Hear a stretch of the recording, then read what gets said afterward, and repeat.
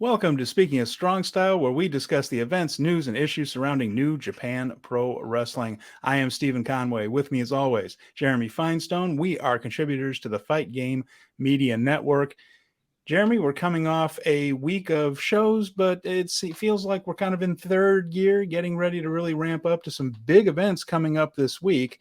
How are you feeling coming into a Battle Autumn shows, Rumble on 44th Street, the women's tournament's continuing, the TV title is continuing. It's just a fun time to be watching New Japan.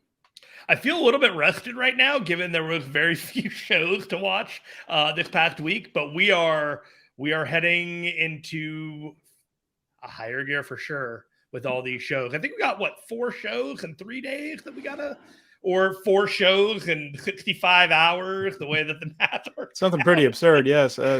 They had mostly house shows this past week, and they really were designed as house shows, almost all multi-man tags, mostly previews of singles matches and feuds that are coming up, or TV title tournament matches where each guy is on his own side with his faction teammates and things. So we're not going to go over these shows match by match by match, but we are going to talk about some of the trends that we're seeing as we prepare for these things.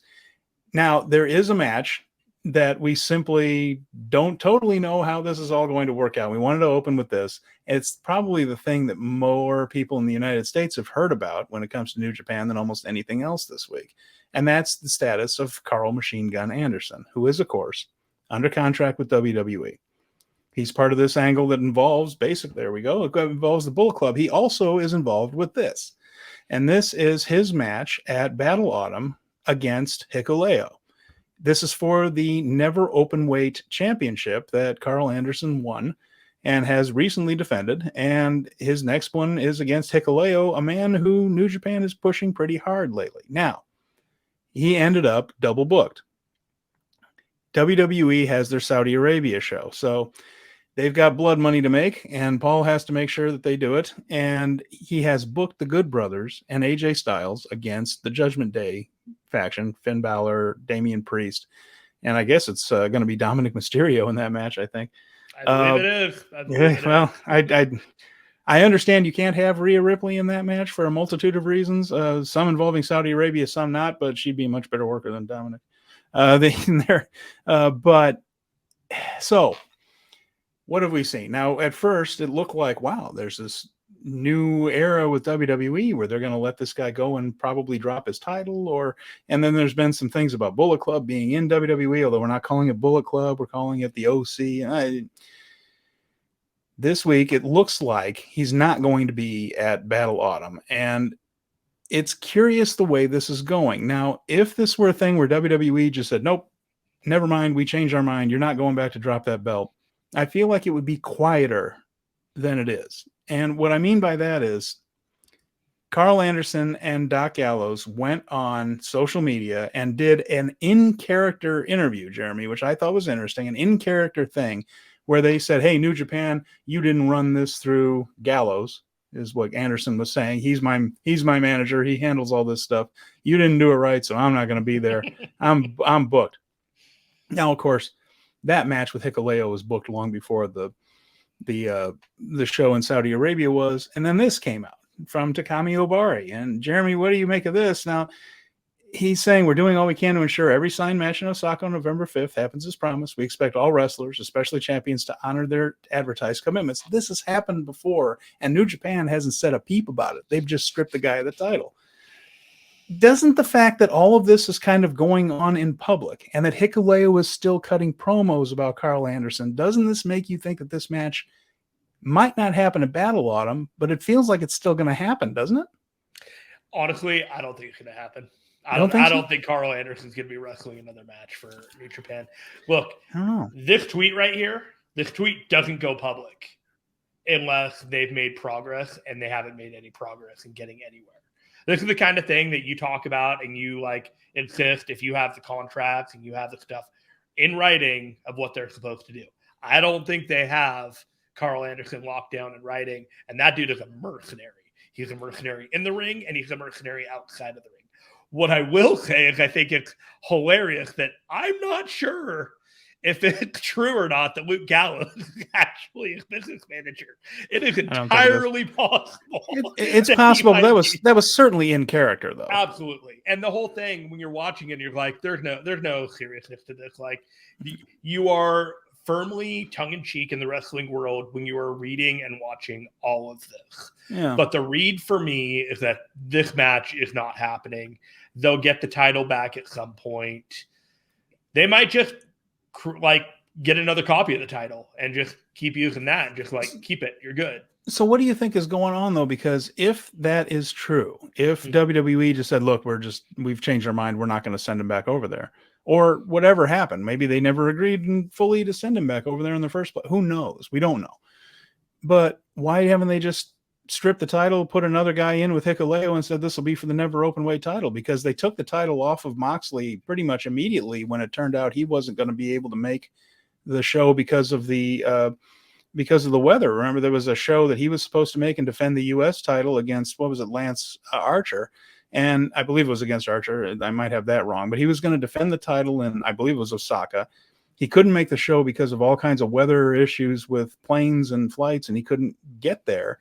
And they immediately took the title off. They're not doing that, though, are they?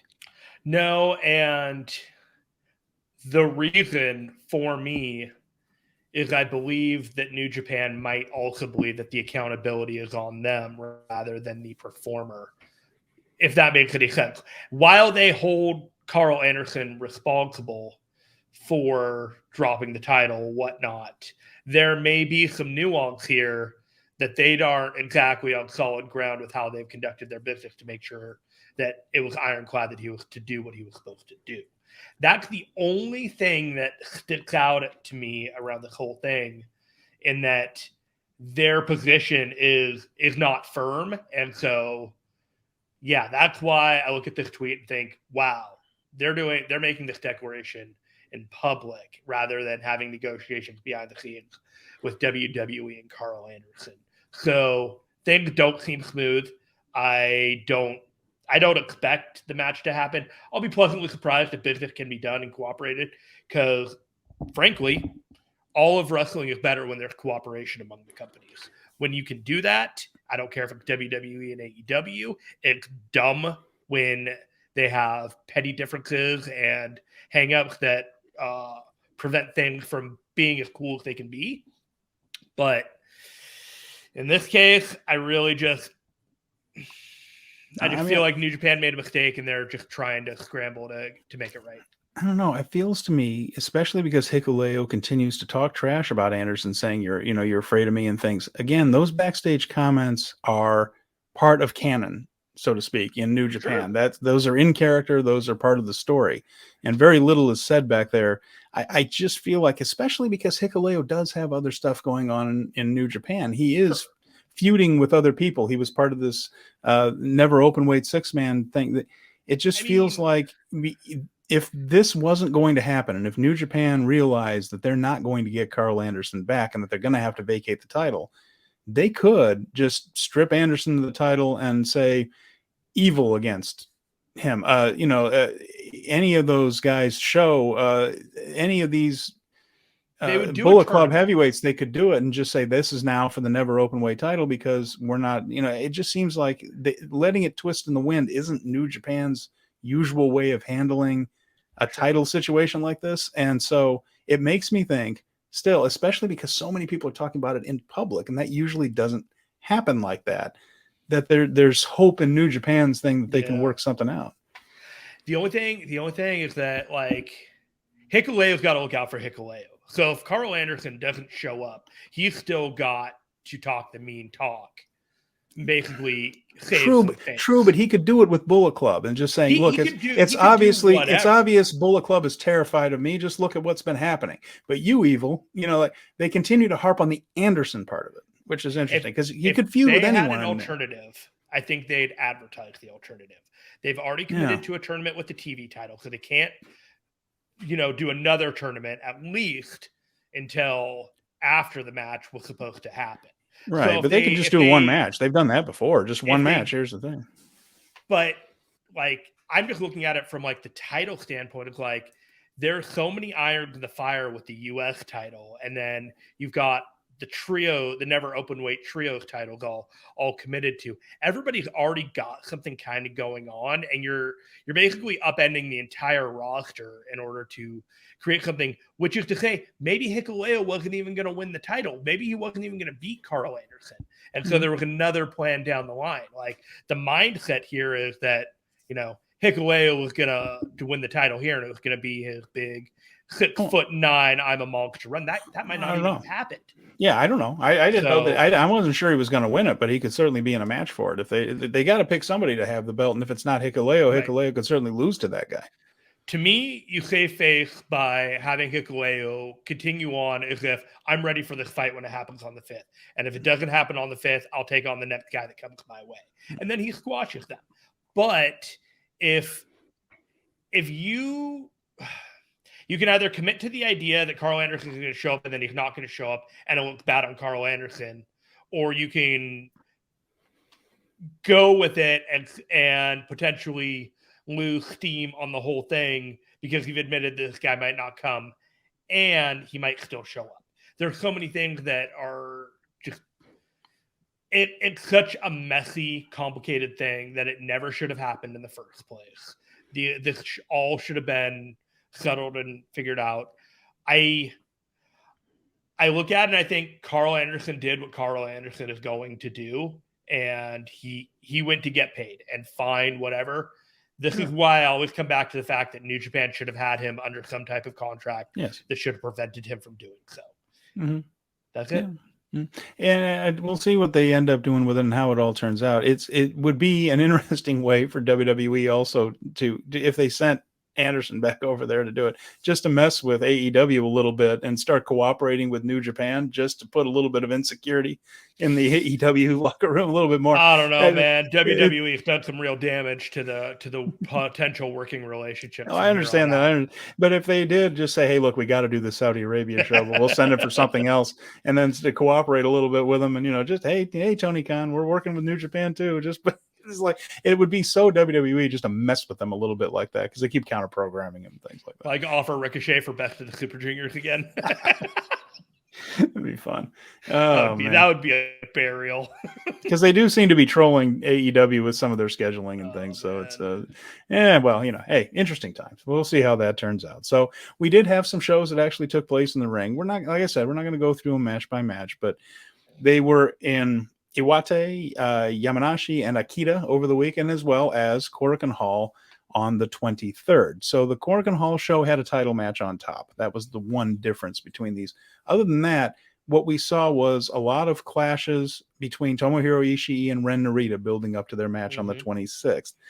They were on opposite sides of 6-man tags and 2-man tags sometimes, but this has really developed into something pretty interesting to me. I think these guys are going to put on a really good match, and it's Ren Narita getting a very early main event in New Japan, considering he's coming right off the plane almost, and within a month or so of coming back from excursion, the dude's in a main event against Tomohiro Ishii, and their build-up for it has been great. I mean, they're attacking each other after the bells, they're fighting their way through the entire building, and they're making Ren Narita certainly look like the second coming of Katsuyori Shibata, which is the idea all along, of course.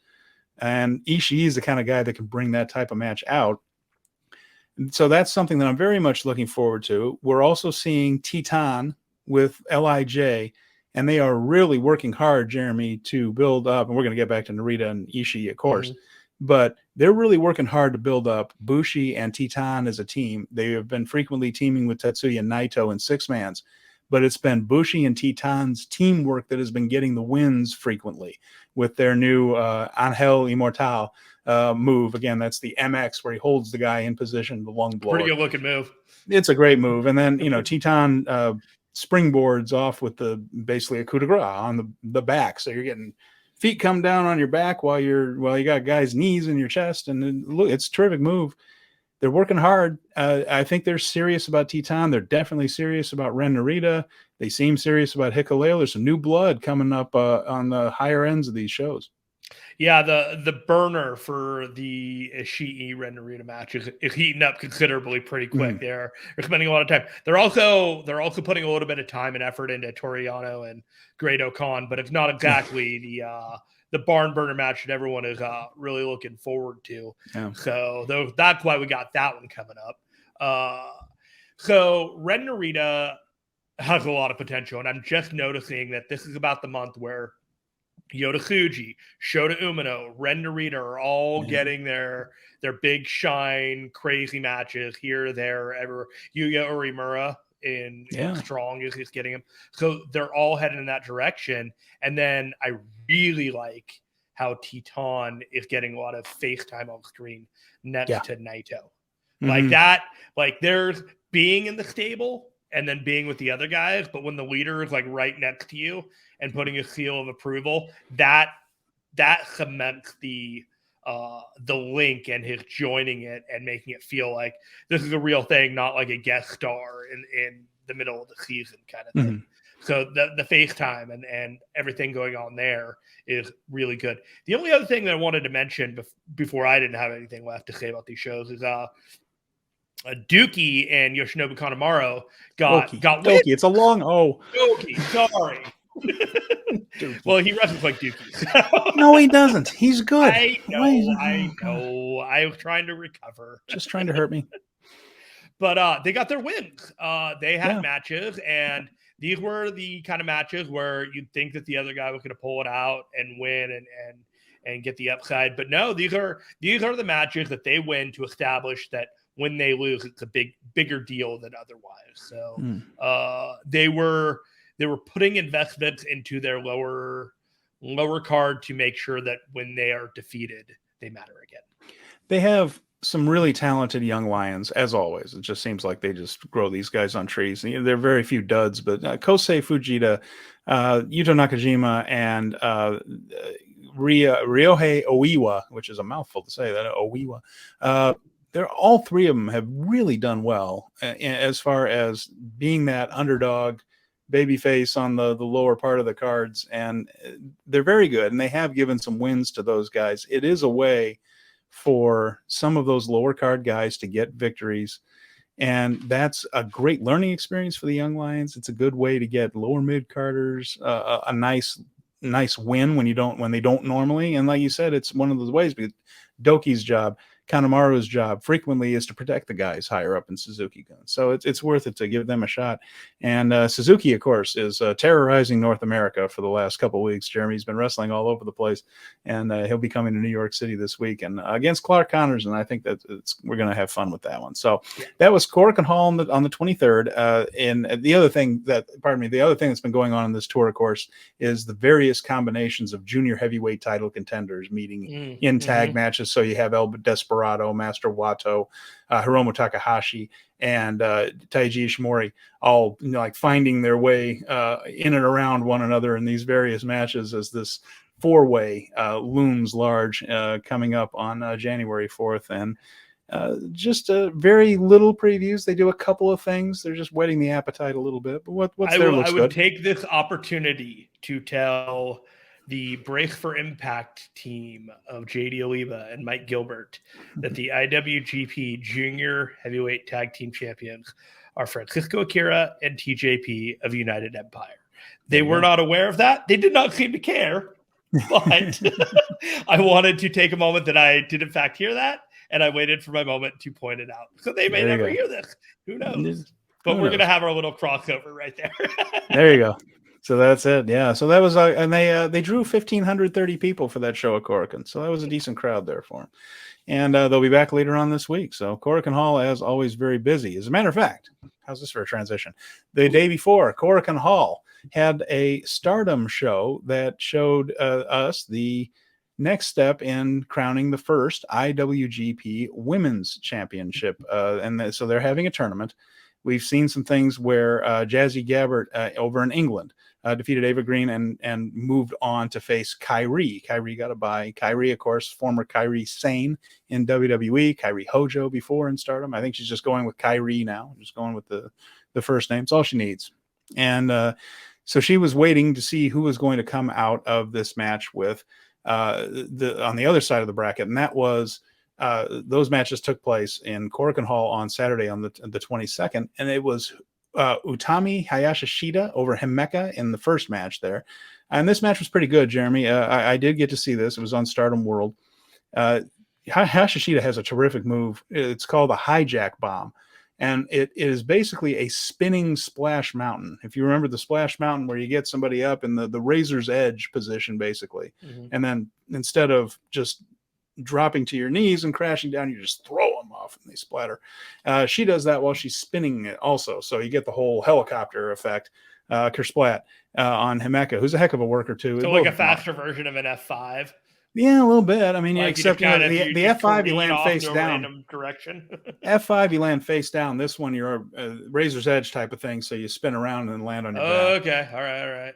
And so, yeah, it was a pretty good looking move there and a good match, and that was the one. Now, the next match was really good, and that's Mayu Iwatani, who is an all-time Stardom legend. I think she was on the first Stardom show and has been there ever since, and she is the ultimate babyface, and she defeated one of the ultimate heels, Oedo Tai, the heel faction in Stardom.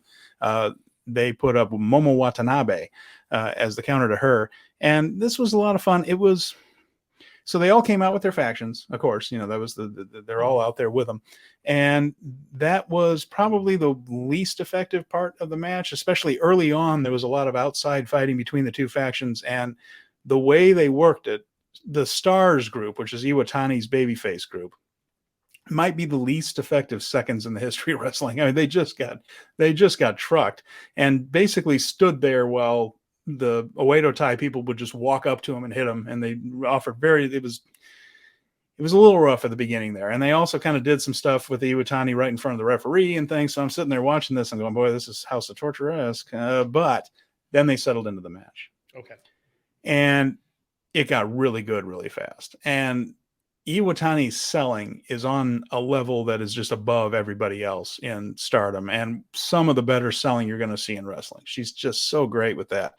And of course, as the classic babyface, the whole getting beaten on and coming back, and she's brilliant at it. She's really excellent.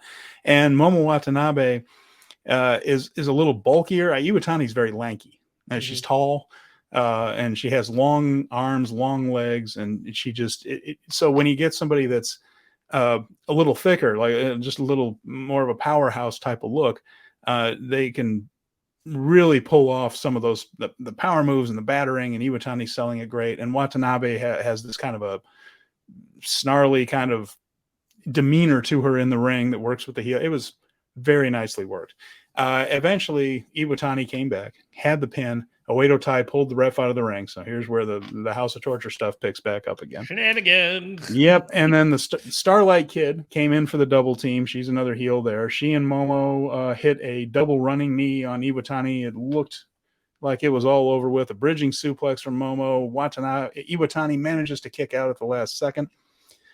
And then now all the Oedo Tai people are up on the apron, and they're throwing fits and distracting the referee so that Ruaka, who is one of the Oedo Tai people, could whack poor Iwatani with a briefcase. She's got a big purple Oedo Tai briefcase, and that's one of the things that she carries around. So it's almost like a suitcase more than a briefcase. It's huge. Mm-hmm. She whacks Iwatani. Again, looks like she's dead and buried, but Momo Watanabe comes in with a chair.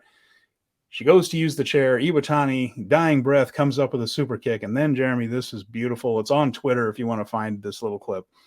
She turns around, goes to the ropes, jumps up to the top rope in a moonsault position, jumps off backwards so that she's just sailing backwards. And the timing of this was so great. She jumps off the top rope. Instead of doing a moonsault, she lands on the shoulders of Momo and turns it into a poison rana in one motion. Wow. Fantastic spot. And that was the finish for the pinfall. And it looked great. The timing on it was beautiful. Momo was right under her where she needed to be. As soon as she landed on her shoulders, they were both going for the move. I can't say enough about this. That had to be hard to hit. It just looked amazing. So that was how that match ended. The good guys won. And then the next night, unfortunately, wasn't able to see this one on. I just had a million things going on. It was a Stardom pay-per-view, the beginning of their tag team tournament, as a matter of fact, also. But in that one, Iwatani did defeat Hayashishita, and then Kairi defeated Jazzy Gabbert. That brings us to the Tokyo Dome, Jeremy. It's going to be, there it is, and this match should be wonderful. There you see the belt that they're going to be fighting over. That's the unveiling of the IWGP Women's title. Looks pretty good, I think. And that is Iwatani there on the left against Kairi on the right. And I'm really looking forward to this one, Jeremy. I'm not exaggerating when I say this is one of the matches at Wrestle Kingdom I'm going to be most looking forward to. You have a Tanahashi-esque pure babyface in Iwatani. Yeah, Kairi, who's we all know what kind of great worker she is. This has all the hallmarks of something that's going to really get the crowd into the Stardom NJPW partnership, and I'm fired up about it. Who wins this match? I think Kairi wins this match. Could be, just because it's a title that is going to be defended a lot in those crossover shows and on the US-based shows, and she has a name here that Iwatani doesn't. And it's certainly going to give the title legitimacy in Japan, because if you go over Iwatani for it, then that kind of legitimizes the title in Japan also. Having Kairi hold the belt with that kind of a rep, having been in WWE for a long time, it makes a lot of sense. I will tell you that the matches are going to be just as good if Iwatani does take it. If they decide to go with the ultimate Stardom icon of Iwatani for that title, does make an awful lot of sense if you're going to be running most of those shows in the US with that belt as part of it. For Kairi, though, doesn't it? It makes a lot of sense, I think. You have someone showing up on Strong, potentially AEW. All of a sudden, you got Kairi in there on AEW. Who's been on Raw, been on SmackDown, been on NXT. She's a big deal. Yeah, I feel like she's a big deal, and she wasn't shown the potential. She wasn't shown to the audience with the potential that she has, and I think that she's itching to show people she can go. And I'll tell you what, if they bring over people like Iwatani to challenge her in the US, people like even Hayashi Shida, who was in this tournament and didn't win it. We don't know. Julia won the 5-star Grand Prix, so she's going to be challenging Shuri. There's a ton of really good workers in Stardom that they can bring over and have great matches with Kairi. Then you start to build their names in the US too, right? But you need that in the United States. Kairi is the person that can give that belt legitimacy. And as talented as Iwatani is, and boy, she is, she might be better off chasing at the beginning, I think, perhaps. But believe me, you're going to get a great worker either way. I 100% agree. I will not be able to watch this show with you and talk about it afterwards, but we have plans for that down the line, and we will talk about that in the future. Well, this is going to be, this is going to be a Wrestle Kingdom, this one. It's going to be a banger. Yeah, it's going to be good. And, the thing is with that one, it's, again, the IWGP Women's title, the idea behind this one, Jeremy, is for these, not so much on New Japan shows in Japan very often, maybe just the biggies. We're talking like Wrestle Kingdom, possibly Dominion, maybe things like Dontaku and all that, perhaps, we don't know, but like the monster shows. But this is mainly to give women a spot on cards when New Japan runs countries where it's unusual not to have any women on the card, right? I mean, that's culturally, it's strange to have an all men's card now in the United States. And if they're going to build New Japan in the US and perhaps even the Australian, the Oceania thing too, perhaps, it's a way to have women on the show and within the Bushiroad family. And that's why we're thinking Kairi more than Iwatani here, just because it would be something that would probably happen more in the US than in Japan, probably. Very similar to Kenny Omega winning the New Japan United States title. The name value and the face value and the caliber and pedigree all have to be taken into account when they're deciding who should be the representative to steward this belt in stateside. There you go. All right. So with that in mind, and that brings everybody up to date on the things that happened this past week. Now it's time to look ahead a little bit, Jeremy. We have Battle Autumn coming up with cheering crowds at Korakuen Hall on the 26th and 27th. The 26th, let's run this down a little bit. We've got some basic matches here first. Let's go to our TV title matches. These are the main events there on the 26th. We have Toru Yano and Great Khan which should be interesting in its own way. But then we're going to get what should be pretty damn violent. Ren Narita and Tomohiro Ishii. Narita in a main event in less than a month since his return. He had that strong banger with Juice Anderson that was pretty fantastic. Juice Robinson. We were talking Hard Rock Juice, sure. yeah, Hard Rock Juice Robinson or whatever he's called. Yeah. So I'm looking at this Ren Narita match, and I'm looking at this versus Tomohiro Ishii, and this is the most curious, interesting matchup of the entire tournament so far. Yeah. If Ren Narita goes forward, I don't expect Toru Yano to win, because I would prefer to see Ren Narita try to overcome someone like the Great Okan and succeed or fail. There's no credibility for Ren Narita to advance in a TV tournament if they're trying to build him over, if he's going up against Toru Yano. Right. With that said, if Tomohiro Ishii wins, I fully expect Toru Yano to win. You think the All Chaos matchup? I just think that they're going to keep Great Okan and Ishii away from each other. They're kind of in that same tier. So, and it's one of those matches that you could do it, and if you did do it for 15 minutes, they'd beat the holy hell out of each other, the absolute holy hell out of each other. So I wouldn't discount it, but to me, Ren Narita and Great Okan is the freshest matchup that could come out of these four. Yeah, and right now I feel like Narita is going to go over in this match with Ishii. I just feel like they're really wanting to get behind him here. And Ishii is the kind of guy that could lose a match like this and not hurt him very much. And it's a TV tournament. It's all insulated. If you lose, it doesn't matter afterwards. Yeah, and it's not going to hurt Ishii to lose to Narita, especially if you keep pushing Narita. And if Narita gets past this, and this is his next round matchup, the winner of Yano and Okan, I would expect Narita to go through either one of them. And so, and that would give Narita that push toward the TV. Even if you don't give him the TV title, it would be, just a way for him to advance a little further in that tournament and further his push. I kind of think he's going to win this thing, and it's going to be a bit of a rocket put on Narita here. I think they really believe in him. This feels like a real push. I believe in him. Shit, man. He's so good. Yeah, he's pretty good. And he has, like I said, Desperado said, I don't know if he's his own man or a Shibata knockoff. And I think that's kind of the point right now. I think they're supposed to make you wonder about that. And, right now he's doing a terrific job playing that role. And this has been the highlight of these preview tag shows, is the clashes between Narita and Ishii. Yeah, if you're looking for hidden gems in those matches from last week, I don't know how many of them there are out there, but if you're looking for a hidden gem, look for the Ren Narita Tomohiro Ishii stuff. And the rest of the Battle Autumn stuff is pretty basic preview tags. We got Fujita and Nakashima against Gideon Gray and Aaron Henare. Do you think we're going to see Gideon Gray get a pinfall victory here over one of the Young Lions? Probably Henare. I think it's going to be Henare. I am increasingly becoming more entertained by Gideon Gray. Yeah. There's something about his look and his cadence that he's starting to fit a little bit more, and I'm glad that it's working, because there's a need for a presence like that sometimes in New Japan.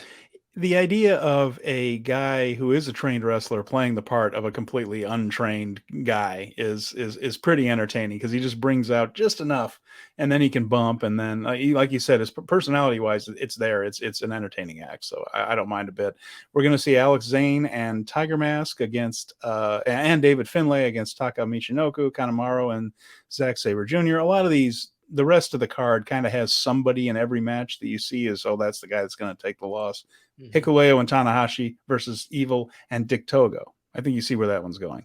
So you have, Gedo and Doki are in the next match. So it's, you're going to see Doki, El Desperado, and Taichi against Gedo, Ishimori, and Kenta. These are just straight up previews, whetting your appetite for stuff down the line. You're also going to see Wato and Makabe against Hiromu Takahashi and Sanada. And then finally, what we mentioned earlier, that Titan, Bushi, and Naito against the IWGP Junior Tag Team Champions, Francesco Akira, TJP, and Jeff Cobb. That's going to be the show on the 26th. Again, cheering fans there at Korakuen. On the 27th, there will be another one, and that will be second round TV tournament matches. Yeah, there we go. But we don't know what else. That's it. That's the only thing that's been announced so far, Jeremy. And I think some of that might be because of what's going on in New York. Some of it just because of the way New Japan doesn't announce bookings until it makes storyline sense. But this is some of the stuff you'll see here. Yoshihashi and Evil, Finlay and Zach. And similar to the 26th, this is one that has that main event there at the bottom of the screen that you're really looking forward to. For me, anyway. What do you think? I'm definitely looking forward to Finlay versus ZSJ more than I am Yoshihashi and Evil. I feel like I've seen Yoshihashi and Evil hit each other in the face about 5,000 times over the last 4 months, which is fine, but I could do without dog cages and bow staffs and getting broken and all that stuff. So I'm really all about the bottom level. There was the only other thing I can add about all of these shows, and you mentioned it, and the only thing that popped in my head was, man, Watto's kind of heating up a little bit, isn't he, Master Watto? A little bit, yeah. That's fair. There's a little bit of a spin on that pitch that he's throwing right now. I think he senses this is a very real opportunity for him to be in with 3 great workers, and if he holds his own, I think he realizes that he can help himself a lot if he's able to keep up with these 3. Yeah, he's taking it very seriously, clearly, and he has stepped up some. He has been given Kushida spot in this feud, and he is he's delivering, and I want to give that dude his flowers because I'm watching him like. I don't look at you like Okada's kid brother right now, buddy. Like you're stepping up to the plate and you're doing it. So I just wanted to take a second and just say, Watto. There you go. All right. Also did want to mention, we just kind of glossed over this probably because the match was, I would say, completely unremarkable, but the NEVER Openweight 6-man titles were on the line at Korakuen Hall.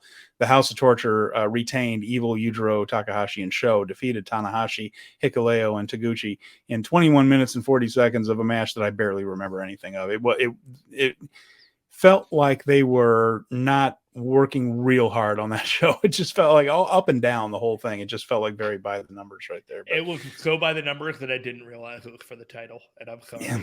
Yeah, it didn't really feel like anything special there. So we mentioned that there's a lot coming up this weekend. We covered the 26th. We talked a little bit about the 27th in Japan, in Tokyo. On the 27th in New York City on 44th Street, there's a mystery show going on. That's part of the Fight TV double pack. You buy 2 shows for the price of 1 this weekend. That's the one. And they're just not going to tell us who's on it or who's facing who. It's going to be a surprise. We'll find out when the wrestlers go to the ring. I got to be honest. I almost did a poster for it, an image. I don't know what to put up there. Why? A couple of question marks. That's all you got. Yeah. Nope. Just put the shadow. Yeah. Silhouette. No. No. I don't know. So to me, I feel like you're more likely to get top New Japan talent on the 27th in Tokyo and not on the mystery show on the 27th in New York, but they'll all be there on the 28th. Okay, fair enough. That's my vibe. Okay. Well, they certainly have think? Well, I think I don't know if we're going to see too many people make that jump in one day, maybe a couple. Just to surprise everybody, perhaps. I think they'll probably do one at least, just to give the idea of he can't be here. He was in Tokyo yesterday. Oh shit, there's his music. I could see them doing something like that. I'm guessing Minoru Suzuki is going to be in there somewhere. He's been in North America for a while. Then the few other people that are going to be on the 28th, of course, in different combinations. I'm sure the whole point of this is to surprise us. So there's going to be some people that we're not expecting, maybe some people that haven't been booked in a little while, maybe some foreigners that have worked for New Japan in the past that are coming in. So it'll be intriguing to see what they do with it. It's always fun. And that was just because the tickets on Rumble on 44th Street went so well, they decided, hey, let's get the building another night and do something special with it. This was not the original intention. It was supposed to be a one-nighter turned into 2. Yeah, so I've got both shows lined up on my Fight TV account ready to watch. I'm not expecting much from the mystery card. Yeah, like it kind of feels like a $5, $10 like blood sport kind of like mark purchase. Like you buy it because you're like gonna have fun. You're like, sure, whatever, no big deal. Yeah. It's the throw on when you do the bundle to the other show. So like everything about it screams like this is an add-on. Just have fun with it. It's goofy. Like we're just whatever. Right. So, yeah. They're encouraging fans to come in costume, that type of stuff. And this is just going to be a fun little night, and we'll just see who wrestles who. It'll be interesting. Now we do have at least a good chunk of the card for the 28th there, the Rumble in there, and there we go. Nice graphic going on there. There's some intriguing stuff here. So let's go over it. We've got we have Clark Connors against Minoru Suzuki. That's one. There it is right there. So that'll be intriguing. Good to see Clark back. He's the guy's man. It seems like every time this guy gets rolling, he gets hurt. But he just comes back and starts rolling again. So, I hope it continues. This looks like obviously a win for Suzuki in my mind. I don't see Clark Connors going over Suzuki, but I bet he has a good match with him. He could. There was a lot of times where he was getting some momentum and then he got injured and he wasn't able to go. And so maybe they're heating him up. Minoru Suzuki is still on the other, is hitting the end of his career. And I've been saying that for like 5 years now, but this is the kind of match where something like that could happen. Like I don't discount it at all. Okay. All right. Well, we also have the Strong Tag Team title. So that's held by Aussie Open, the team whose praises we have been singing. Mark Davis and Kyle Fletcher. They have a three-way match here, Jeremy, against a couple of really good teams. Well, one fantastic team and another one that's certainly talented. It's against Alex Shelley and Chris Sabin on one corner, and then the other challengers, Kevin Knight and the DKC, the team that I probably taking the fall here, whichever way they decide to go with this. But this has the potential to be some fun stuff, especially Alex Shelley and Chris Sabin against Aussie Open. I mean, I'm certainly, they could do that one all week and twice on Sunday, and I'd watch. This is going to be a special match. I don't see Aussie Open losing those titles anytime soon. But with that said, I'll get a serving of this, and then I'll get another serving of this, and then I'll come back for thirds because this is gonna make me full on watching wrestling. Yeah, this should be a terrific one, and absolutely. And so we're looking forward to that. And the strong tag team titles are a team like Aussie Open is the kind of stuff that could get that title over with for sure, or title over rather, not over with, title over. So there's that. Let's see what else we have. We have okay. You'll probably talk to us a little bit more about that during the Strong segment, but Fred Rosser against an opponent to be determined. Oh, the Fred Rosser magic. That was something. I hope he has a really great match here.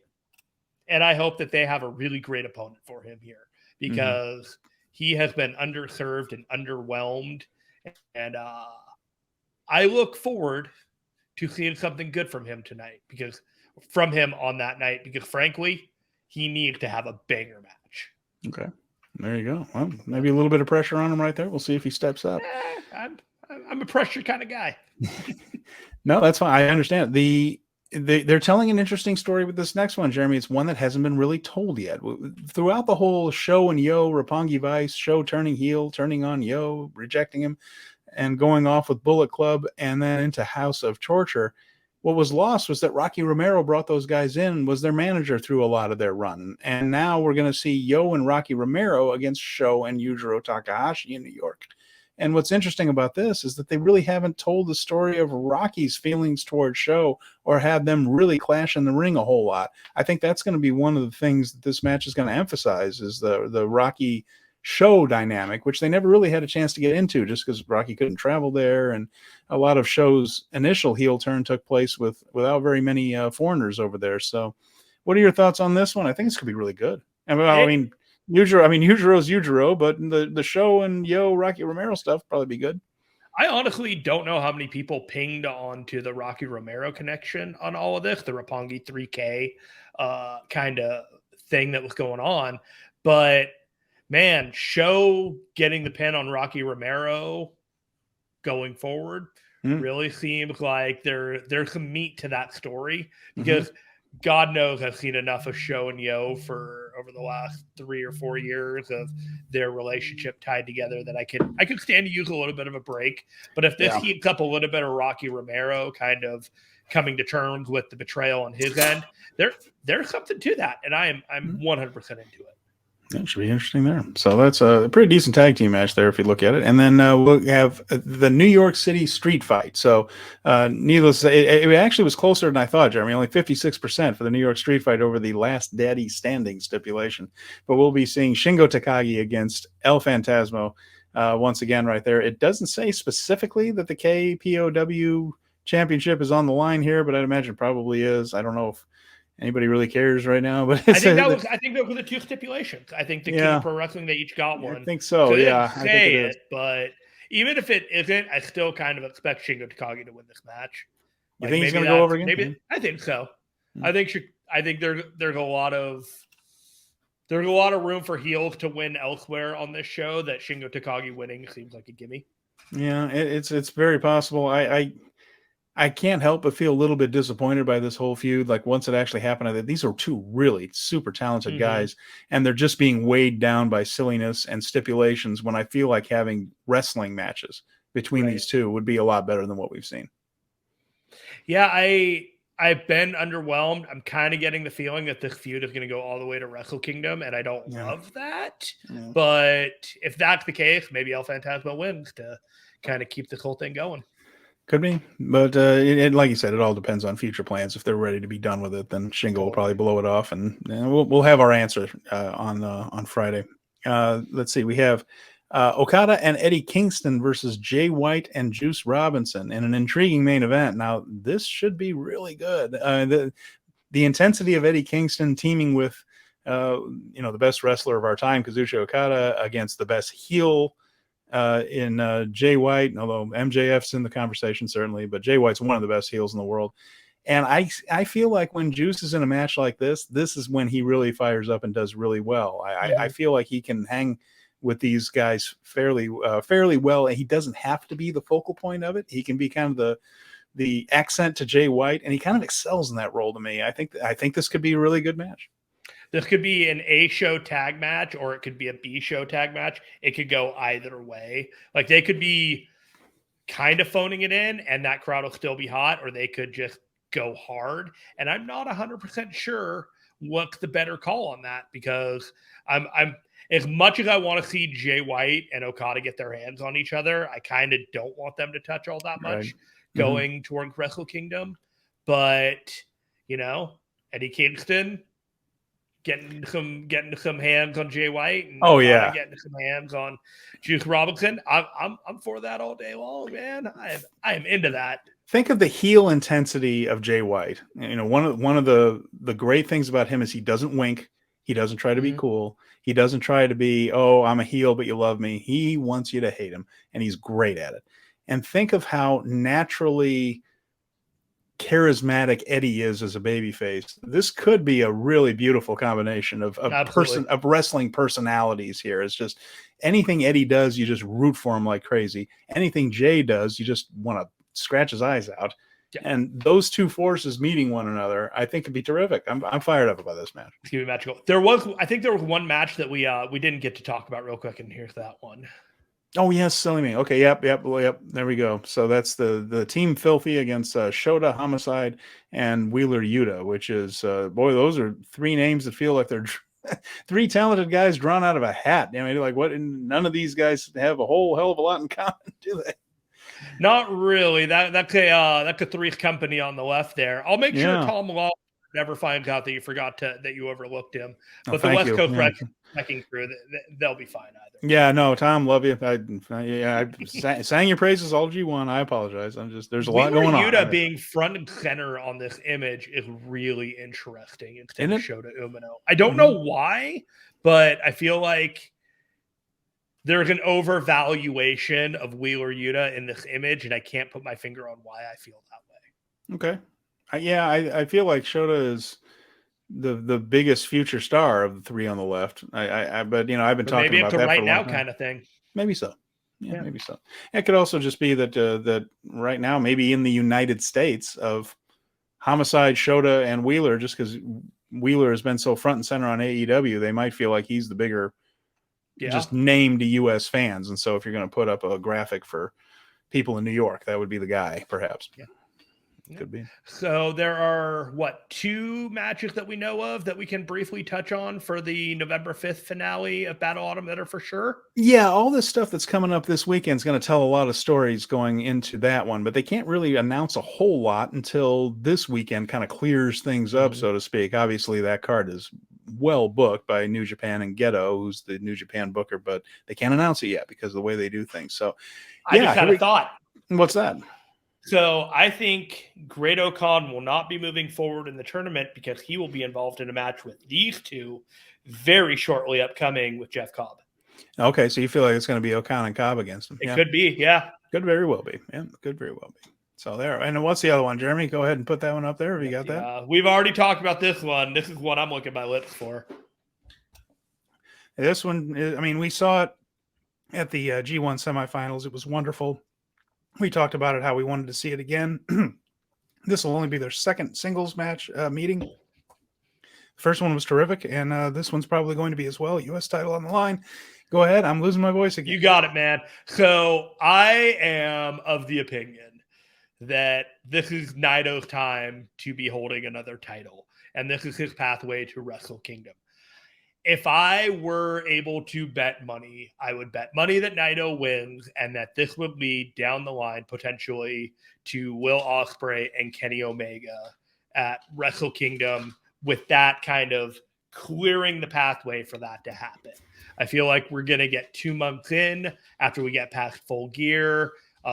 Dave Meltzer on the Wrestling Observer Radio earlier today said he felt like the investigation was kind of finishing up in terms of Omega and the Bucks, and I feel like they might be part of New Japan plans going into the future. There's stuff happening, and I feel like this is going to be the event in which things definitely start illuminating themselves differently than what we had envisioned the next couple months laid out to be. Yeah, there's this. It's going to be a terrific match, and like you said, it could spin off in several different directions for January 4th. I'm definitely looking forward to it, of course. And these are two of the best in the world. What can you say? These are two of the best wrestlers as far as working goes in the entire world. They're going to work well together. Should be a lot of fun. And that one, like you said, I have a feeling there's going to be a little bit of an aftermath to this, no matter how it goes. Yes, I definitely feel like Will has faced enough people that he's not elevating someone else and dropping the title. So Naito is above him. If Naito were to win the title with people like Ospreay and Omega and Robinson holding it in the past and him being a steward of the Intercontinental title for so long, there's absolutely no optics that are weird by having Naito being the United States Championship holder for New Japan Pro Wrestling. So it feels right, especially if we're not going to get a title change with the Hikuleo and Karl Anderson thing, that this would be the big title change on the show. The more closer we're getting to it, I really just feel like this title change is going to happen at some point. It makes sense. And the thing is that these two are not going to have another match on January 4th. That's not really the way New Japan does it, where they have immediate rematches like this. So they're going to... It's time for the story to take another direction with these guys, and they have kind of been circling. These two have kind of been circling each other since the G1. So have this, and then move on to other things. But in the meantime, we'll get a really good match out of that. So it's good stuff there coming up on November 5th. And like I said, we'll certainly know more after this weekend, and then they'll be able to announce the rest of the card as the storylines appear. So with that, the next up, it looks like Jeremy, what happened on Strong? New Japan Strong was main evented by this match right here. And let me ask you, when you see this match right here, what do you think this match would be like? I mean, I feel like it would probably be pretty exciting. I think that in the end, Rocky would probably try to slug it out with Shingo and maybe fall a little bit short there. How'd I do? You're pretty close. There was definitely a vibe of Rocky was out of Shingo's league. With the fan perception and so on and so forth.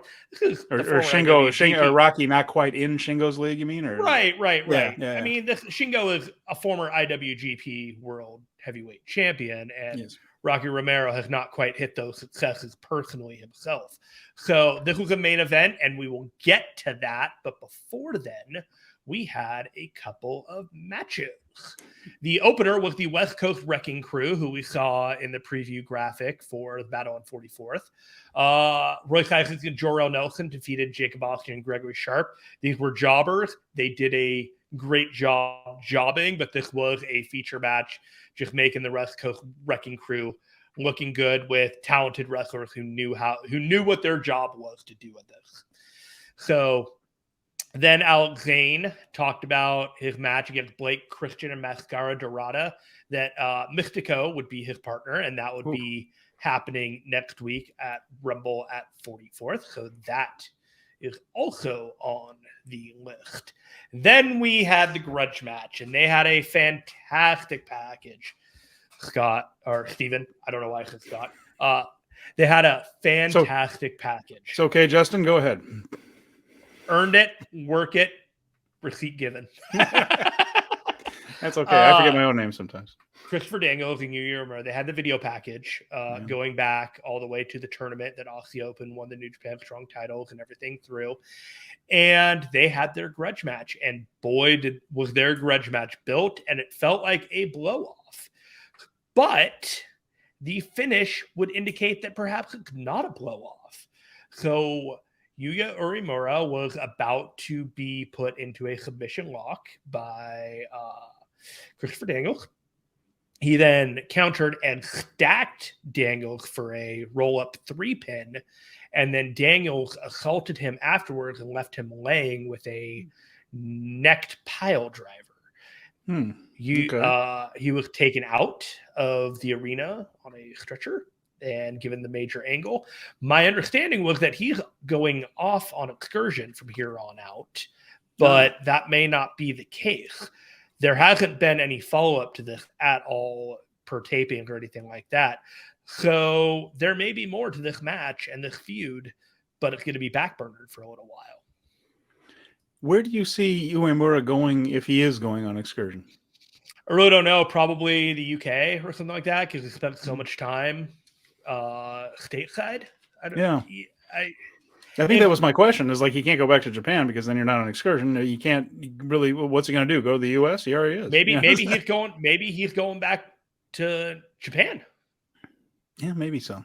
I mean, it seemed like he was being written off for a while. I do believe I remember reading somewhere that he was going to be going away, but everything about this was so ambiguous that maybe the whole point was to ask questions about this. So.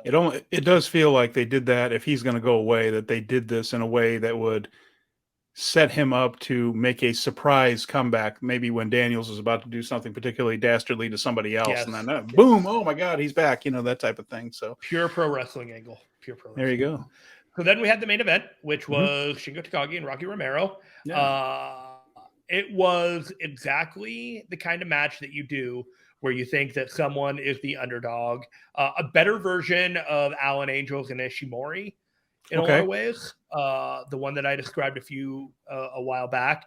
Rocky Romero is a 20-plus year veteran of the ring. He knew exactly what he needed to do. He was treating this match like he knew he was the underdog, and he was up a shit creek to when he had this challenge laid out. But he tried very, very hard to get a match out of it. The audience bit a couple of times thinking that he might get a pin on Shingo Takagi. So Rocky's great at that. Rocky is great at that. And you know what helps that, Jeremy? Real quick, I don't mean to interrupt, but no, you're good. A couple of times, New Japan has booked Rocky to get that upset, right? Remember the one against El Phantasmo and the Super Juniors? And it's like, and if you follow New Japan, there's just enough of that with Rocky that you can, well, first of all, he's terrific at it. He's just like great at those things where, his body language and the way he moves and things after a big move, you're like, oh crap, this is it. And the other side of it is, Ghetto's booking, like putting him over just enough that you just think it always could be. It was, he is the master at it, and he did it several times in this match. He countered the Last of the Dragon twice. Oof. And then he got Shingo into a triangle choke, and the finish was Rocky with him in the triangle choke. Shingo powered him up and manually got him into the Last of the Dragon with one arm in a triangle and got the pin. Oof. It was a tremendous match. Good. And it made me think like, wow, how talented is Rocky? And man, I've been seeing him do this for so long. And so long that I decided to hijack a history segment for a few minutes and tell you about my history lesson that happens to intersect with Rocky Romero. Okay, what's this? So I went to a wrestling card 22 years ago, almost to the day, on September 13th, 2000. It was UPW Truth or Consequences from Ultimate Pro Wrestling in Santa Ana, California. And Steven, if I tell you these were wrestlers from 22 years ago, what are the chances that you recognize some of the names on this card? Well, I mean, I was still, like, I started watching wrestling in 1983, so I feel like I'm going to know some of these guys, but there might be a few that have faded from memory a little bit. But we'll see. Maybe I'll get one or two of them. Are you curious? Are you? Sure. Yeah. I mean, the UPW used to be part of the WWE developmental system and things. So yeah, I'm the very, first match on the card was the Navajo Warrior versus Donovan Morgan. Okay. Do you remember Donovan Morgan? I believe he was a tall drink of water, very blonde guy that was in the WWE system for a while. Yeah, I can't say I remember Navajo. Yeah, not much to him. I don't remember much about him at all. The next one is interesting. It was a tag team match of the Los Cubanitos, Ricky Reyes and Rocky Romero. Oh, jeez. Versus Evolution, which was Frankie Kazarian and Nova, also known as Simon Dean. Yeah. In WWE. Oh yeah, longtime trainer too behind the scenes in WWE. Simon Dean, he was an OVW trainer, I believe. For maybe it was FCW, but Steve Kern did FCW. He's been around. He's trained a lot of really good guys. So Nova, terrific worker, and then ended up as a trainer. So yeah, okay, cool. And Kazarian currently challenging for the Impact World Heavyweight Championship over in Impact. very few have been as good for as long as Frankie Kazarian. Absolutely. Another tag team match: KG Sakota and the Drunken Irishman versus the Urban Outlaws, Marshall Knox and Mike Knox. So we had a Navajo Warrior and a Drunken Irishman. Yeah, this was turn of the century, turn of the millennium stuff going on right here. All right, UPW lightweight title match: Mikey Henderson versus Taka Michinoku. Oh, geez. How about that one? Yes. It was. Whatever happened to that guy? I don't know what happened to him. I feel like Taka Michinoku just needed to comb his hair and get straight. Set himself straight. Taka, man, what a career. I mean, I underestimated the interesting career that Taka Michinoku has had. If there's a guy that would write an interesting book if he just spilled the beans, I hope I really hope Kenta's gets translated into English and we get a good translation of his. I would love to read Kenta's book. And if Taka Michinoku ever wrote one, boy, the twists and turns and the things that he saw, he was in a lot of very interesting places at interesting times. Craziness that he's been where he's been when he's been. UPW tag team title 3-way match. The Ballard brothers, Shane Ballard and Shannon Ballard, versus Chris Bell and Smelly versus Hank Hill and Tom Howard. Definitely sounds like an indie match right there. I'm surprised that no one was named Kane or Blaze in it. That was the other thing. Man. Like when I was going through the indies in Indiana, Kentucky, Tennessee, there was always a Blaze and there was always somebody with Kane, of some kind on the card right there. That was the only thing missing from that match to make it more indie. Yeah, right. All right, so we got a singles match of Vic Grimes versus the Hardcore Kid. The Hardcore Kid was also known as Aaron Aguilera, who was with Carlito in WWE for a brief cup of coffee. And of course, Vic Grimes was had his what few brain cells Vic Grimes had in the first place. He raced by New Jack and for was it Rob Black's trash promotion there for a while there. Yeah, I did not the brightest bulb in the chandelier in the first place, but certainly had his lights dimmed by doing all that garbage wrestling. Absolutely did. All right, so we got Damian Steele versus Billy D. These were definitely not guys that ended up making too many names known for themselves. Billy D actually didn't have a hyperlink behind his match listing, so that's not a good sign. Not a good sign. Not a good sign. Next. Okay, the next three matches will have at least one person that you recognize. Okay. Singles match. Bad Boy Basil. That's not the one. Prototype. The prototype is. The prototype became John Cena. Am I correct? That is correct. This was John Cena's first singles match in his entire career. You went to John Cena's first singles match. I had no idea. Well, no, I mean, it wasn't announced as such, but really. Correct. I was there. Wow. And I will tell you why I was there when we get to the main event. Okay. Because that was the reason why this all happened. But this was like a 3-minute squash match. He looked like a jacked up version of a Terminator. And, he looked like an action figure when he got there, didn't he? Yeah. He was everything. Like, you could see it that this dude was money for the get-go. And I don't mean it to say it like that, but this dude was fucking money for the get-go. Well, yeah, I mean, I could see OVW TV where I lived in Indianapolis and around this time, and when he got to OVW, which wasn't long, he didn't stay in UPW all that long. Like they knew they fast tracked the dude, and when he got to OVW, he looked like an action figure from the day he walked in the building, and he could talk the day he walked in the building, and the wrestling came a little bit later. Not that he was terrible, but I mean the fact that this guy had those two things, he had the look, he had the talking ability, and then once he learned to wrestle, the man was unstoppable. And of course, now he's one of the all-time legends of the business. And you saw his first singles match. That's amazing. I tell people this, and they kind of look at me like, yeah, sure, whatever. I'm like, no, really, it's true. So I know, I realize it's been 22 years, but approximately-ish, how many people out there could honestly say they were in the crowd for John Cena's first? 200? 200, 300. It was better than some of the crowds UPW drew. I mean, remember that MTV documentary, and Rick Bassman had to talk to those guys and just say, okay, there's more people back here in the locker room than there are out there, but we're still doing the show, and we're still going to work hard, and we're still going to try. Because, you go through those ups and downs. But, wow. Well, they got people on a bait and switch, and we'll get there. Okay. Pardon me. Yes, I interrupted your. Okay, go ahead. No, you're good. You're good. You are smelling. You are smelling some truths in the air as we approach the finalness of this card. Okay. The next match was the neighborhood boy from Huntington Beach, California, Samoa Joe versus Daz. Oh, wow. Jeez. Yes. Wow. What an interesting match that is. Samoa Joe back then. Cool. Yeah. He was my age, so he would have been 20 years old. Oh, yeah. And we graduated the same year in high school, but not at the same high school because we were both from Huntington Beach, California.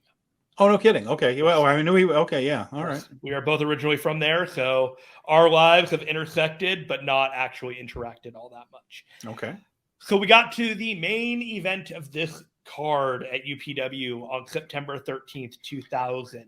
The advertised match of this card was going to be Christopher Daniels versus The Undertaker in a Christopher Daniels tryout match for WWE. Oh, wow. Guess what happened? Chris Daniels didn't show up. No, but you're close. The Undertaker decided that this was not of his level of caliber. None of his business, huh? Yeah. WWE sent a replacement. And do you have any idea who this replacement wrestler is that wrestled Christopher Daniels in front of 300 people in a comedy club of Santa Ana, Stephen? D'Lo Brown. It was Kurt Angle. You got Kurt Angle. Oh, Kurt Angle in an 8-minute match with Christopher Daniels in front of 300 people, and you can find the match on YouTube. Wow. Okay. Well, that's not, as replacements go, that's not a bad. No. It probably ended up being a better match. He phoned it in considerably because it was all about, the thing, and he knew where he was and he knew what he was doing. But with that said, I paid $20 and basically got a WWE card before they were WWE. Yeah. Well, there you have it. Okay. So, well, that's pretty cool. There's some names on there, Jeremy. I mean, really, geez, there's some headliners in that group, and some that weren't, of course, but that's the way it goes. But as a batting average goes, that's pretty good. Yeah, minus actually being an employee at WWE, I may be the only person that has been to John Cena's first match, his first world title win at WrestleMania 21, and his match against The Rock at WrestleMania 28. It's probably a pretty, I don't think there's anybody else that can say they've been to all three. No, and like you said, and I wonder how many people would have I wonder how many people still work for the company from one to the other. You might be the only damn one, really. I mean, who knows? Well, most of them weren't going to the UPW show for anything other than scouting. Yeah. So there's a handful of people that might have been scouting there and still working for the company at the other end of the 12 years or whatever that was later. So sometimes when you wonder, what do I know about wrestling? Yeah, I've seen a few things. That's a pretty good one. It's a pretty good one. Very interesting. Okay, now that I've hijacked the history lesson, I feel like it's only fair that I turn it back to you and tell you, Stephen, what do you got for us for history this week? Well, what I got here is still looking at the life of Antonio Inoki. And, of course, this has all come together in a way that only fate could really do for us here. The 50th anniversary of New Japan Pro Wrestling has been going on all year.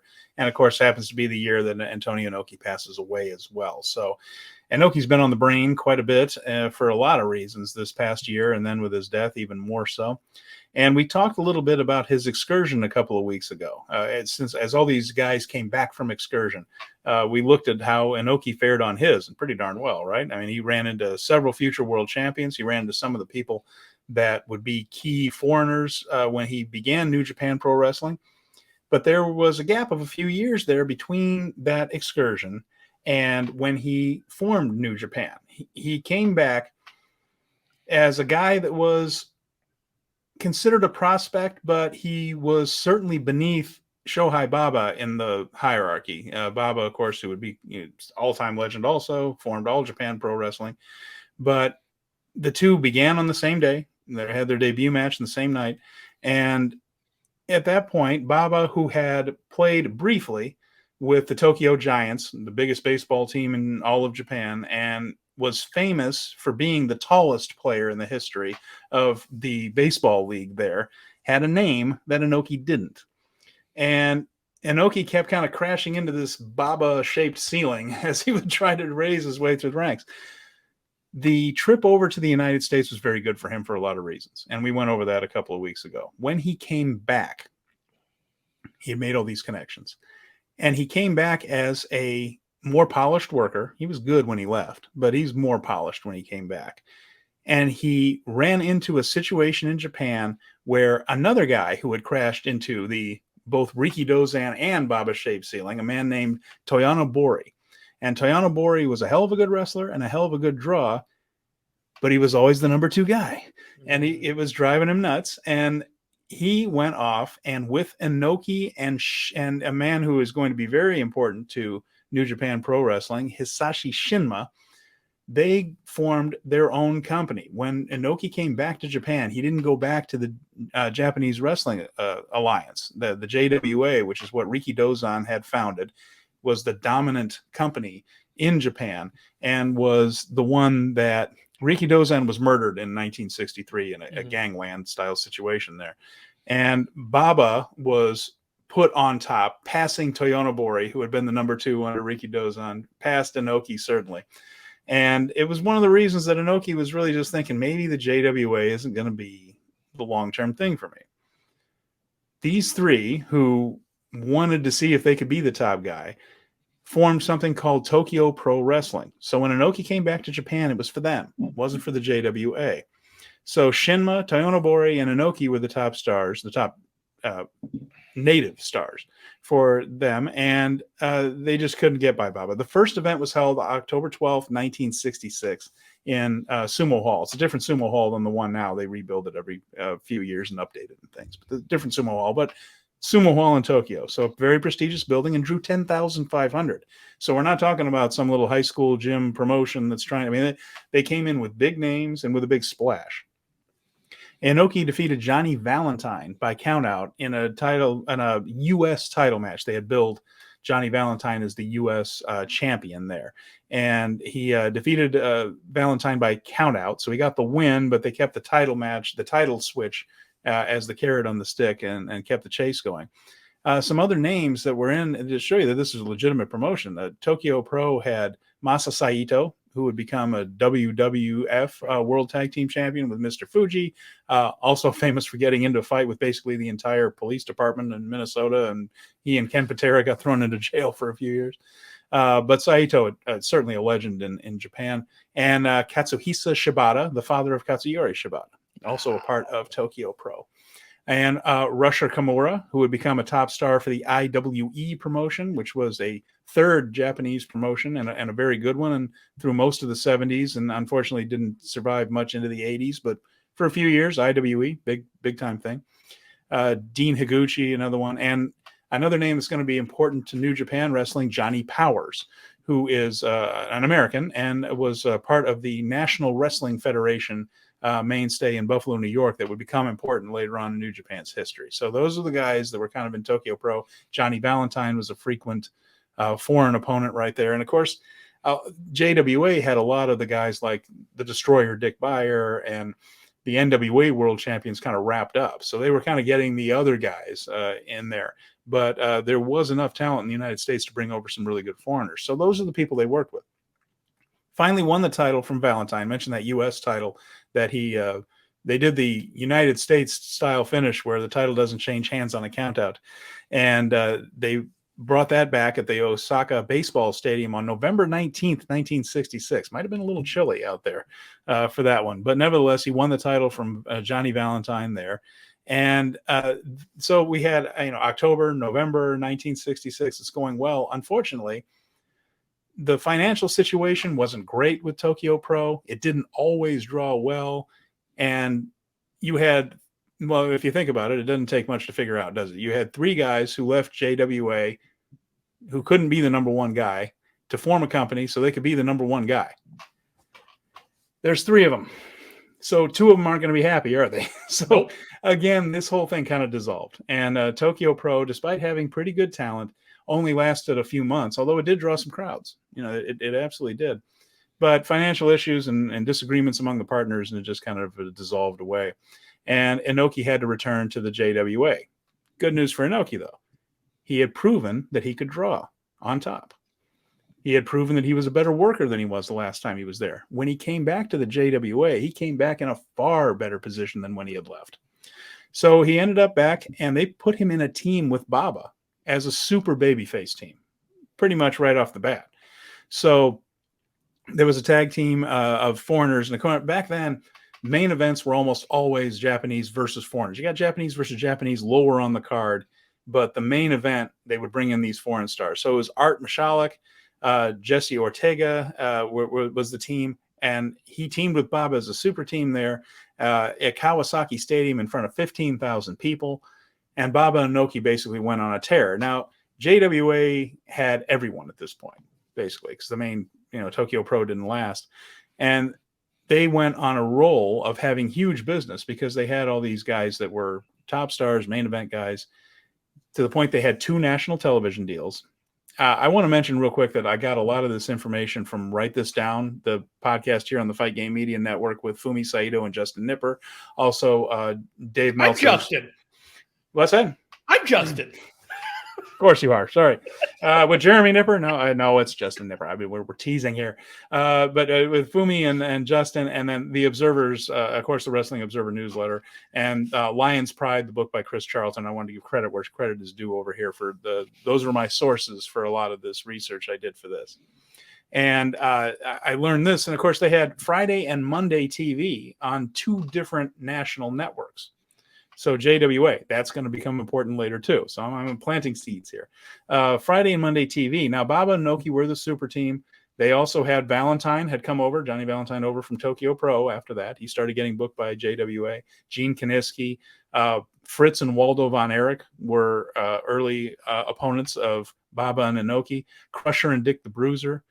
The Funks, when they first started going over to Japan, Wilbur Snyder and Danny Hodge. So it was a who's who of guys from the United States that would come over there. Bill Watts was another one. Used to come over and wrestle there a lot. But now everybody was over there. Baba was strong. Inoki was strong. They had great foreigners, and business was really, really healthy during this time.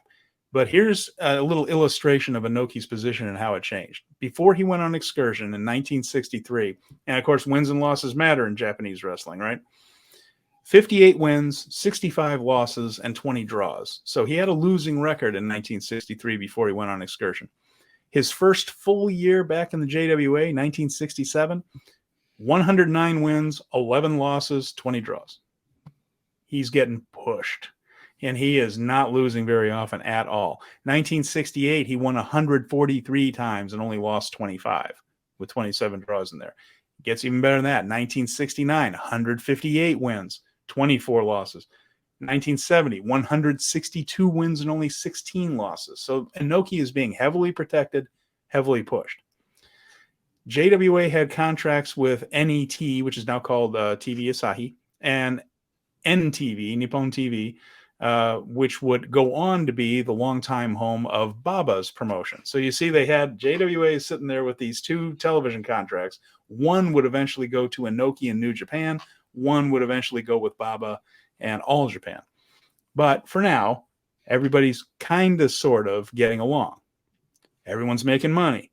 Everyone's on top, so they would have Baba and Inoki as a super team. Singles wise, Baba would kind of be the top baby on one show, Inoki on the other. But Baba, Jeremy, and this is important, was the perennial international champion. He would lose it to a foreigner and then get it back. He was the international champion, which was their top singles title. This starts to eat at Inoki by 1970. And he's not happy that no one can quite crash through that doggone Baba ceiling again, right? They had a few years where everybody's making money and everybody's happy, but now everybody's making money and he's not quite as happy as he used to be. But they came up with an idea, Jeremy. I like this. They said, okay, we'll make it. We have two shows. We'll make a title for you. So they created something called the United National title. And the way they did it was they put it in Los Angeles with the LaBelle promotion, which was humming at that time, had big Fred Blassie, John Tolos, all these guys it was a major promotion, the Los Angeles promotion at the time. They created this title, had it defended there, and it was part of their stories and storylines and TV and house shows for about 5 months, just kind of building the title into something important. John Tolos, their top heel, held it. And then Inoki went over there to the Olympic Auditorium in LA and beat Tolos for it.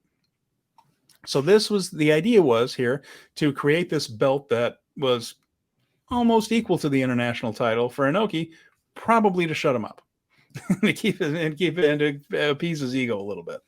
So he finally won it and defeated John Tolos for it in March of 1971. But they still wouldn't do Baba versus Inoki, which both men thought was the big money program. But they said, we don't do Japanese versus Japanese in the main events. You guys team and face the foreigners. And they said, we've done that against everybody. That this is the feud. This is what we ought to do. Wouldn't do it.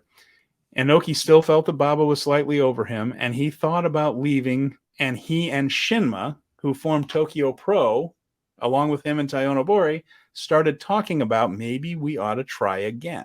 Now we're even more established. National television all the time. Maybe we can pull it off. So he's got the United National title, and he's, by December of 1971, he was, first of all, word got out. Pardon me, I jumped ahead a bit there. Word got out somehow that Inoki was thinking about doing this. They believed that as a bit of a punishment, he and Baba had to drop those tag team titles to the Funks, the tag team titles that they were perennial champions of. And then not too long after that, this is in December of 1971, he was supposed to wrestle Dory Jr. for the NWA title, but he didn't go. He no-showed. Now, one of the ups and downs with Antonio Inoki, he had a bit of Shawn Michaels-itis. Sometimes if he were booked to lose, his shoulder wouldn't feel so great. I don't know. My knee is like, I got a bit of a stomach ache. It was like, I don't know if I can show up to this loss. Am I booked to win Friday? I'll be fine. Yeah, I'll be fine Friday.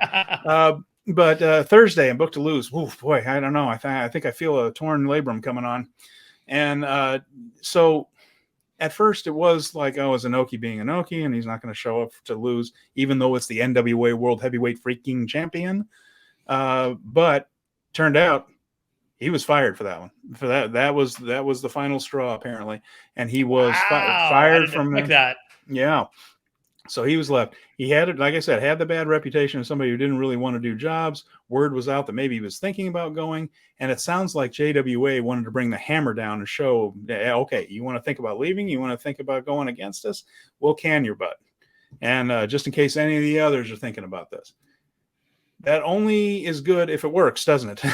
The problem is, 6 weeks later, he and Shinma announced that they were forming New Japan Pro Wrestling. And TV Asahi, which was back then was NET, was just thinking, that's the number one star in our TV show. Bummer. Maybe we should go with him. And of course, the funny thing was, through all this, as JWA tried to drop the hammer, Baba was thinking about doing the same thing. So that's going to bring us to 1972, a year everything changes in Japanese wrestling. And as we pick this up again soon, we're going to go into how Inoki formed and tried to legitimize the New Japan company. And he went about it in a different way than the traditional way. He couldn't use, and I'm just going to give you a little preview, he couldn't use the NWA champion. That was tied up in another promotion. And he couldn't do that. There were other world titles out there, but the WWF made a lot of sense, except they had briefly and quietly rejoined the NWA for a very brief period. They weren't going to go against everybody. And so what was Inoki going to do? He had to find a way to bring foreigners in a way that would legitimize his new company. He's got to try to get this upstart thing up and running again. And he didn't just have the established JWA to think about. Suddenly, the other biggest star in the country was forming his own company on another channel too. Lots for Antonio Inoki to do in the early days of New Japan Pro Wrestling. We're going to get into that soon. Man, I'm looking forward to it. There's so much to talk about with Antonio Inoki when it comes to.